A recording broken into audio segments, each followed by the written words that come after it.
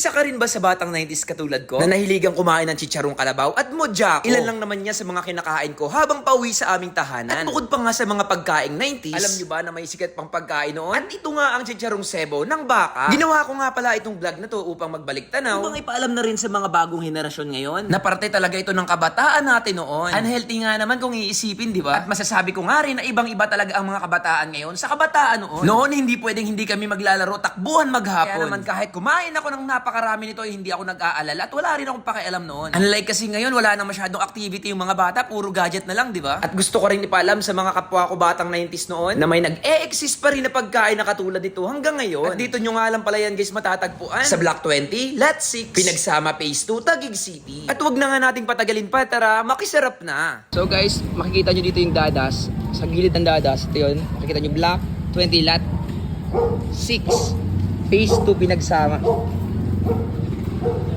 Papasok lang kayo dito guys. Ayan. Lalakad lang kayo ng konti. Ayan.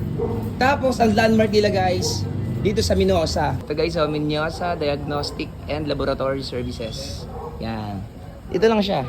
Ayan, yung stall na maliit na yan. So, nagpiniprito pa kasi guys, tingnan natin kung paano lutuin yung sebo ng baka. So, ma'am, magkano per order nito, ma'am? 60 pesos per styro. Ayun. Tapos pag per cup naman siya, 30 to 40 pesos per cup. Okay. With free suka, sobrang ang talaga. Yung suka ko ano siya eh, hindi siya tinatagtad, ano siya, biniblend.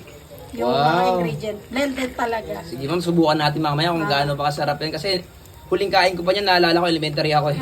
Pero ngayon, guys, subukan natin ulit. Di ko sinasabing healthy yung pagkain na ganito. Masarap tong tikman, pero wag lang abusuin na naman sa pagkain. Yan. So ayan guys, i-remind ko lang kayo sa mga hindi nakakaalam.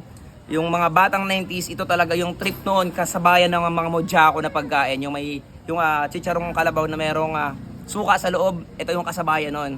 So ito guys, sinasabi ko masarap to, pero hindi ko nire-recommend sa lahat. Kasi unhealthy talaga yung ganitong pagkain. Pero masarap siya kung paminsan-minsan lang. Huling kain ko pa nito is elementary pa ako. Kasi ito yung suka nila ma'am. Ayan. Subukan natin wala suka. Miss ko. Talaga naman. Yes. Ito yung lasa. Ito yung lasa na kinakain ko nung ako elementary pa lang. Grabe, sarap. Pwede rin to sa kanin, guys. Inuulam ko to eh. Ang sarap nga ng suka nila, ma'am. At yung ginamit nila ma'am na suka dito is, di ko alam. Pero yung timpla daw nito, sila mismo nagtimpla. At yung mga bawang sibuyas, blender nila talaga. Parang durog na durog siya para malasang malasa talaga siya. So, isa pa tayo guys, ang sarap. Ayan, isa pa tayo Sabi ko nga, eat moderately.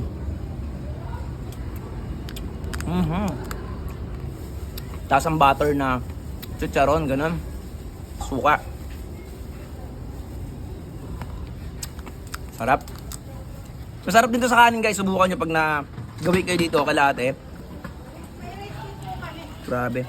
Ay, nag-a-avail lang kayo ng rice din. Oh, nag-offer din pala sila ng rice. So, ito nga yung... May rice din pala, pero... Nagpa-dine-in din po ako. Ay, totoo. So, ayan guys, sabi ko nga, di ba? Partner talaga nito is kanin. Talo-talo na. So, sabi nga ni ate, kung gusto niyo ng kanin, pag nagawi kayo dito, meron din silang pinagbibili na kanin. So, ayan guys, pag nagawi kayo dito sa kanila, sinabi ko na yung address. Subukan nyo to guys, kahit ganito lang Ay, ganito lang, subukan nyo lang. Masarap po talaga to, pero sinasabi ko, ulitin ko, eat moderately kasi hindi talaga to healthy, lalo sa may mga edad na. Okay? Kaya hanggang dito na lang at i-share ko pa sa kasamahan ko to para na matikman nila. Isa pa sa dahilan guys kung bakit dinayo natin itong Pinagsama Phase 2 kasi nga para, syempre matikman natin, mag-way back tayo nung kabataan natin, way back 90s ang pagkain na to. At isa pa sa advocacy ko bilang vlogger ngayon, hindi ko naman akalain magiging vlogger ako, na suportahan, advocacy ko na suportahan din yung mga small businesses like this. So, ito lang siya. So, ayun. Hanggang sa muli, sinasabi ko, eat moderately, mag-ingat palagi, and tara, makisarap na.